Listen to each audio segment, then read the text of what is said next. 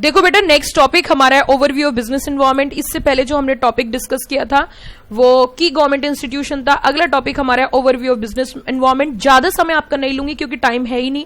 आपने बड़े लंबे लंबे क्लासेस, बड़े लंबे लंबे रिवीजन ले रखे हैं। मैं यहाँ पे आपको लंबा रिवीजन कराने नहीं आई, मैं पूरी रात आपका नहीं लूंगी। विद इन 15 to 20 मिनट्स मैं इसीलिए फेमस हूं क्योंकि यही एक स्ट्रैटेजी जो एग्जाम में आपको क्वालिफाई करा सकते हैं। विद इन 15 to 20 मिनट्स मैं आपको पूरा चैप्टर रिवाइज करूंगी। अब आपको नोटिंग को देके जी ललचाए रहा ना जाए तो टेंशन नहीं लेनी, आपके व्हाट्सएप नंबर पे ये पहुंच जाएगी। बिल्कुल परेशान नहीं होना। कल तक इसी तरह पे हम लोग को रिवाइज करना, 15 20 मिनट्स में हमें चैप्टर्स रिवाइज करना है। तो देखिए फिर दोबारा से ये जो क्लास है इसका ऑब्जेक्टिव है कहीं ना कहीं confidence on and fear gone. Confidence on and fear gone. Please जुड़े रहिए आप हमारे साथ। स्टार्ट कर लेते हैं चैप्टर बिना टाइम वेस्ट करे। चैप्टर का नाम है overview of business environment. Business का मतलब बिजी, एनवायरनमेंट का मतलब माहौल की जब एक बिजनेस करते हैं तो उसका माहौल किस तरीके का होना चाहिए। तो it is a combination of two words, business and environment, totally interrelated and mutually interdependent. जैसा माहौल होगा उसी तरीके का आपको कहीं ना कहीं बिजनेस में माहौल चेक करना बहुत जरूरी है। अगर माहौल चेक नहीं करोगे तो आप सक्सेस नहीं हो सकते। माहौल भी दो तरीके के होंगे, एनवायरनमेंट भी दो भी होंगे, इंटरनल और एक्सटर्नल। देखिए टोटली इंटररिलेटेड ये मैंने कर रखा है। Business environment refers to those aspect of surrounding business enterprise जो कि एनवायरनमेंट बिजनेस को अफेक्ट कर सकते हैं। जैसे कि एक नॉर्मल चीजें हम बात करें, एक नॉर्मल ह्यूमन बीइंग को एनवायरनमेंट अफेक्ट करता है। संगति का असर जिसे बोलते हैं, माहौल हम जिसे बोलते हैं, इसी तरीके से बिजनेस का माहौल भी अच्छा होना बहुत जरूरी है।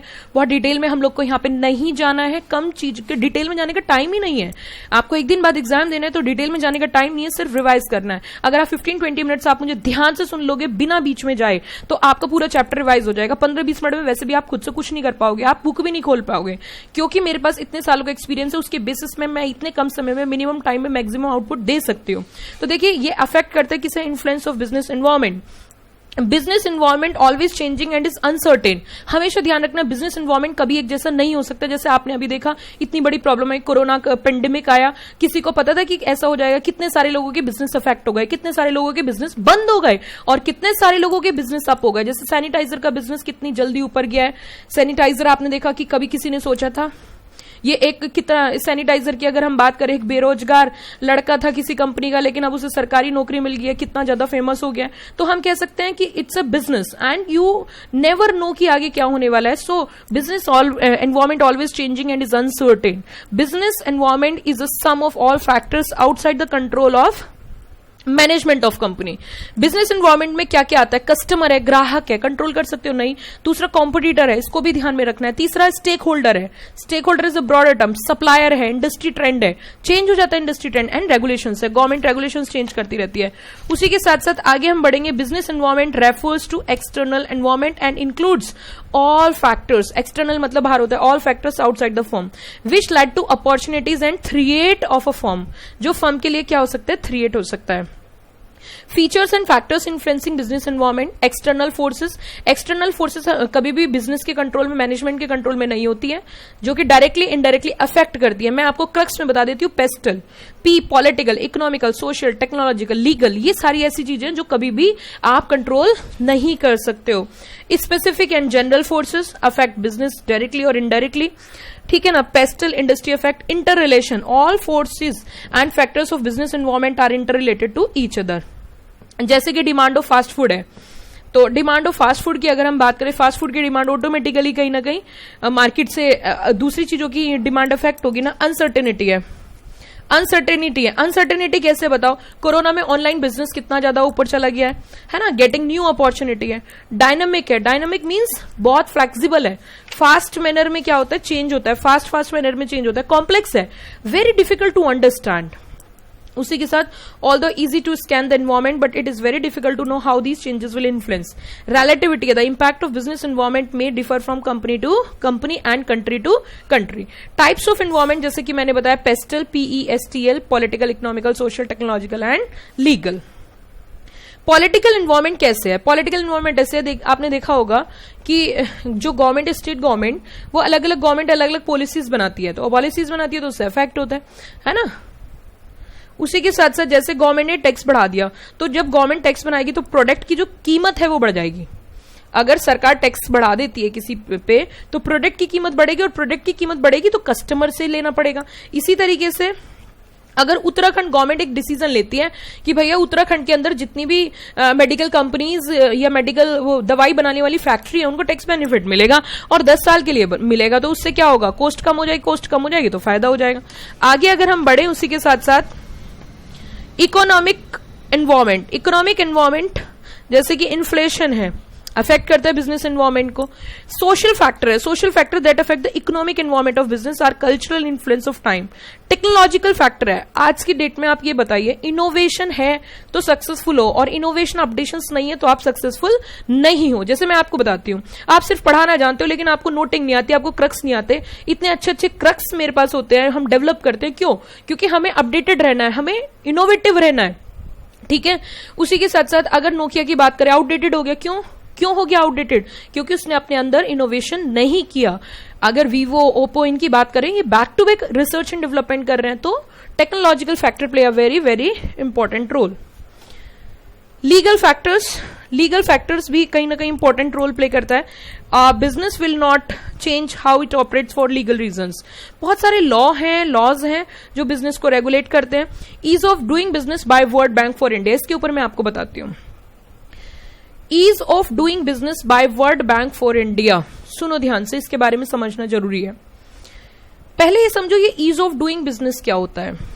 एक्चुअली क्या है, वर्ल्ड बैंक जो है, वर्ल्ड बैंक जितनी भी कंट्रीज हैं उनकी एक रैंकिंग करता है और जितनी अच्छी रैंकिंग होती है, जितनी भी अच्छी रैंकिंग होती है ना, जितनी भी अच्छी रैंकिंग होती है उतना ही कहीं ना कहीं हम कह सकते हैं, उतना ही हम कहीं ना कहीं कह सकते हैं कि कंट्री की प्रोग्रेस होती है। मान के चलो हमारे देश के प्रधानमंत्री किसी कंट्री में जाके कहते हैं कि आपको हमारे यहाँ पे इन्वेस्टमेंट करना है, ठीक है, और वो ये कह के आ जाते हैं, लेकिन लोग बाग इन्वेस्टमेंट तब करेंगे ना जब वहां पे रिटर्न के चांसेस होंगे, और रिटर्न पता चलते हैं रैंकिंग से। किससे पता चलते हैं? रैंकिंग से। अब वो रैंकिंग जो है वो कौन बनाती है? World bank. तो अब वो हमारे देश की अगर रैंकिंग अच्छी नहीं है तो क्या कोई विदेश का इन्वेस्टर यहाँ पे निवेश करेगा? Either foreign investor is to be attracted only when there more return chances, है ना। सो वो रैंकिंग अच्छी होना बहुत जरूरी है। तो उस रैंक को इंप्रूव, हालांकि टॉपिक बहुत बड़ा है और मेरी एक क्लास है एग्जीक्यूटिव की, फर्स्ट क्लास ही, उसमें मैंने डिटेल में डिस्कशन किया 1.5 घंटे, बट अभी मैं नहीं कर सकती। जैसे कि मैंने बताया, मैं कम से कम समय में आपको रिवीजन कराना चाहती हूँ। पता है जितनी जल्दी जल्दी आपका रिवाइज होगा ना, उतनी जल्दी जल्दी आप टेंशन फ्री हो जाओगे, है ना।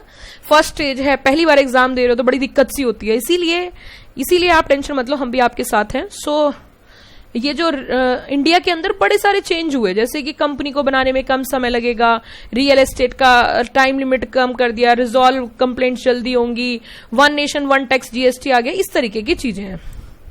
Report of world bank of 2019 jump 23 position से हम ऊपर चले गए थे 2017 में, और अब हमारी 77वीं रैंक है, 77th रैंक है 190 कंट्रीज में। Doing business assessment provide objective measures of business regulation through its life cycle. अब इसमें जो है DBR rank countries on the basis of distance to frontier score. Actually क्या होता है, जैसे 100 मार्क्स का पेपर होता है ना, ऐसे यहाँ पे भी 100 मार्क्स का स्कोर होता है। और अगर आप स्कोर इंप्रूव 67 था from 60 to 76 in the previous year, India improve its rank 6th out of 10 indicator. 10 indicators होते हैं, उसमें 6 इंडिकेटर में आ गई। Most advancement improvement registered indicator relating to construction. Changes in 6 indicators, देखो ये आपको याद नहीं करने हैं क्योंकि ये बड़ी दिक्कत है। आप अगर इसे याद करने बैठोगे तो पूरा दिन निकल जाएगा और इसमें से एक आधा क्वेश्चन आएगा, तो इट्स नॉट फिजिबल, मेरे हिसाब से फिजिबल नहीं है कि आप इसे रटो। उसी के साथ World Bank recognise, India recognise top improver, बहुत अच्छा इंप्रूवमेंट इंडिया ने किया। India recognise too, India is the first BRICS and South Asian country recognise as top improver. BRICS में ये टॉप इंप्रूवर में आया।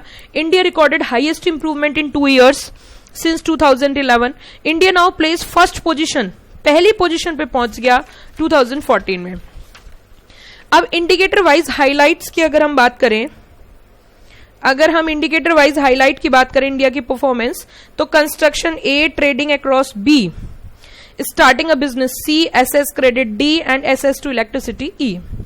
कंस्ट्रक्शन परमिट की अगर हम बात करें, प्रोसीजर रिड्यूस्ड, पहले कंस्ट्रक्शन में ज्यादा टाइम लगता था, अब इन्होंने रिडक्शन कर दिया, मुंबई में 37 से 20 कर दिया और दिल्ली में 24 से 16 कर दिया। टाइम रिड्यूस करके 128 से 99 डेज मुंबई में और 157 से 91 डेज दिल्ली के अंदर। Cost of obtaining construction permission कम कर दी है, पहले जो कॉस्ट 23.2% थी वो 54 कर दी है और स्कोर भी कहीं ना कहीं अच्छा हुआ है। ट्रेडिंग अक्रॉस बॉर्डर की बात करें, changes in time and cost are as follows. उसी के साथ साथ फॉरेन कंट्री में बाय या सेल, अगर बाय करते तो इंपोर्ट और सेल करते तो एक्सपोर्ट। तो अब इंपोर्ट एक्सपोर्ट में भी इन्होंने कंप्लाइंसेस कम करे, जैसे डॉक्यूमेंट्री कंप्लाइंस है, पहले टाइम लगते थे 58 आवर्स, अब टाइम लगते हैं 25 आवर्स। पहले कॉस्ट लगती थी $140, अब कॉस्ट लगती है $100। बॉर्डर कंप्लाइंस की बात करें, टाइम पहले लगता था 262 और यहाँ पे अब कितना लगता है 92, यहाँ कितना लगता था 550, अब 323। एक्सपोर्ट की डॉक्यूमेंट्री की अगर हम बात करें 21 से 6 हो गया, कॉस्ट 90 से 80 हो गई। टाइम बॉर्डर कंप्लाइंस में 125 से 77, यहाँ कॉस्ट 413 से 253। इसी तरीके से मुंबई की इन्होंने डॉक्यूमेंट्री बताई है, यही एक्सपोर्ट की बताई है, तो ये सेम चीज रिपीट कराने की जरूरत नहीं है। ई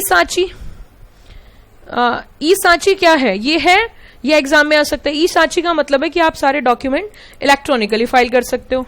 टाइम और कॉस्ट इन्होंने रिड्यूस कर दी, क्यों? सेल्फ सीलिंग है, खुद ही फाइल कर रहे हो।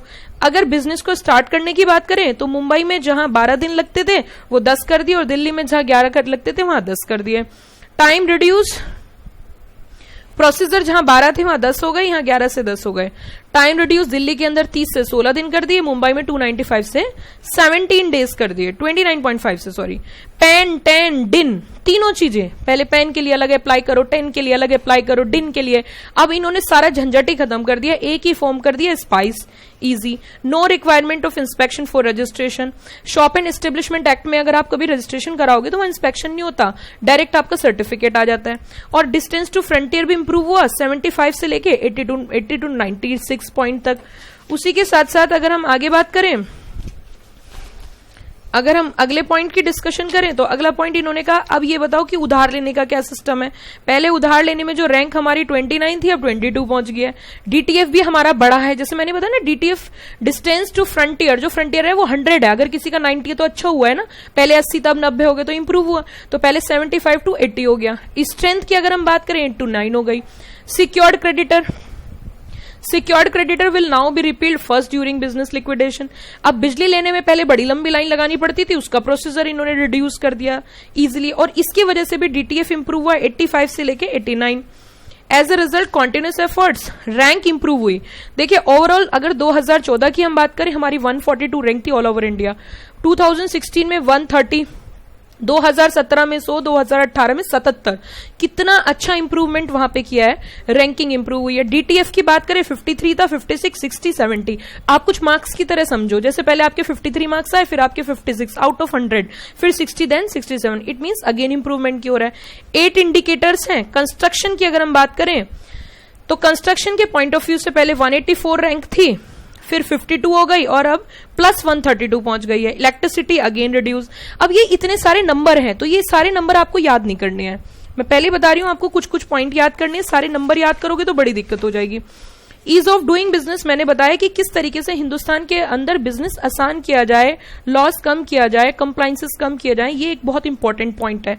तो इन्होंने कहा department for promotion of industry and internal board जो है, उन्होंने मिनिस्ट्री के साथ, सेंट्रल मिनिस्ट्री के साथ बड़ी सारी मीटिंग करी और इसका एक सॉल्यूशन निकाला कि हिंदुस्तान के अंदर कंप्लाइंसेस बहुत ज्यादा हैं, इसकी वजह से जो एक आम बिजनेसमैन है वो बिजनेस ही नहीं कर पाता, वो उसमें इलझ के रह जाता है। तो क्यों ना बिजनेस को इजी किया जाए, तो उसके लिए चीजें रिड्यूस की हैं, बढ़ाई नहीं है, कम करी हैं।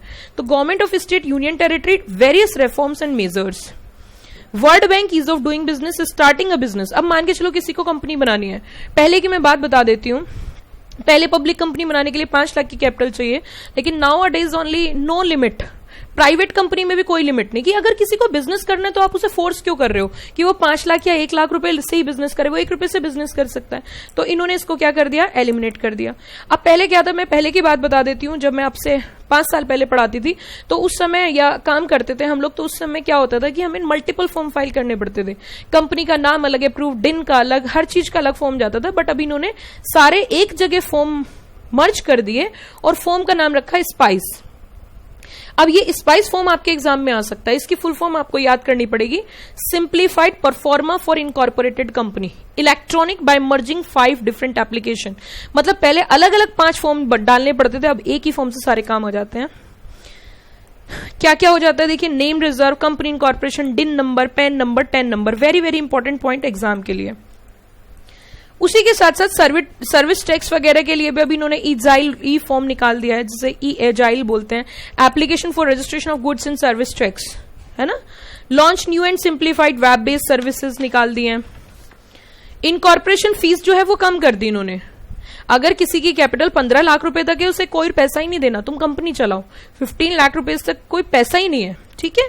Requirement issue physical pan card, अब फिजिकल लाइन में लगने की जरूरत नहीं, एलिमिनेट कर दिया। सर्टिफिकेट ऑफ इनकॉर्पोरेशन के अंदर ही आपका पैन कार्ड होगा, ठीक है ना, पैन कार्ड का नंबर। उसी के साथ साथ online common registration for employ provident fund. Actually क्या होता है, जैसे फैक्ट्रीज होती है ना, तो उनके ऊपर लेबर लॉज लगते हैं, तो एम्प्लॉय प्रोविडेंट फंड वगैरह जो है, and employ state insurance, ESIC जो लिखा है ना, ये एम्प्लॉय स्टेट इंश्योरेंस, इसके लिए इन्होंने श्रम सुविधा पोर्टल बना दिया, ऑनलाइन अप्लाई कर दो।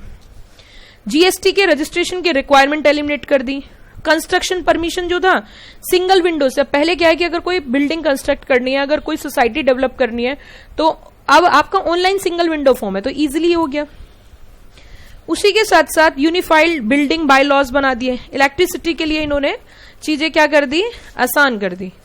क्रेडिट मैंने बताया, पेइंग टैक्स, आज की डेट में 1 nation 1 tax, that is GST। पहले मल्टीपल टैक्स थे, अब इन्होंने सिंगल टैक्स कर दिया। ट्रेडिंग अक्रॉस बॉर्डर का मतलब है अदर कंट्री बिजनेस करना, वो इजी कर दिया। उसी के साथ अब पहले क्या था, जब कोई इंपोर्ट होता है तो कस्टम प्रोविजंस लगते हैं, इन्होंने एडवांस बिल एंट्री करवा दी कि आपका सामान आने से पहले आप पहले एंट्री करवा सकते हो, आपको वेट नहीं करनी पड़ेगी, आते ही आपका सामान क्लियर हो जाएगा पोर्ट से। पोर्ट पे आता है ना, जो शिप से सामान लेके आते हैं, तो ऑटोमेटिकल क्लियर हो जाएगा। उसी के साथ e Sanchit online application system, full form आ सकती है, system under single window interface for trade, SWIFT has been implemented. Enforcing contract, National Judicial Data Grid has been introduced which make it possible to generate case measurement report on courts, commercial courts वगैरह इन्होंने develop कर दी। अब मैंने जैसे कि आपको बताया था कि हमारे देश के अंदर सबसे बड़ी समस्या थी कि लोग पैसा लेके वापस नहीं करते, उसका सॉल्यूशन इन्होंने इतना अच्छा निकाला, इन्होंने एक कोड बनाया, इंसॉल्वेंसी एंड बैंक्रप्सी कोड। ये एक ऐसा प्रोसेस है जिसके थ्रू अगर किसी ने 1 रुपया भी लिया है उसे वापस करना पड़ेगा। उसी के साथ साथ अब यह है कि पहले क्या था, कोर्ट में केस चल रहा है तो चल रहा है, लेकिन यहाँ IBBI के थ्रू एक टाइम लिमिट है, कितने दिन में केस सॉल्व करना ही करना है, या तो उसके पैसे दे दो, नहीं तो कंपनी बंद कर लो। उसी के साथ आपका ये चैप्टर जो है सिर्फ 17 से 18 मिनट में कंप्लीट हो गया। ये नोटिंग मैं आपको भेज रही हूँ, खुद से सेल्फ रीड कर लेना, बहुत अच्छी नोटिंग है और आपके व्हाट्सएप नंबर पे चली जाएगी। Thank you, have a nice day. अगली चीजें भी हैं हमारे पास अभी, वो धीरे धीरे आपको अपडेट मिलती रहेंगी और आप पढ़ते रहना। Thank you, have a nice day.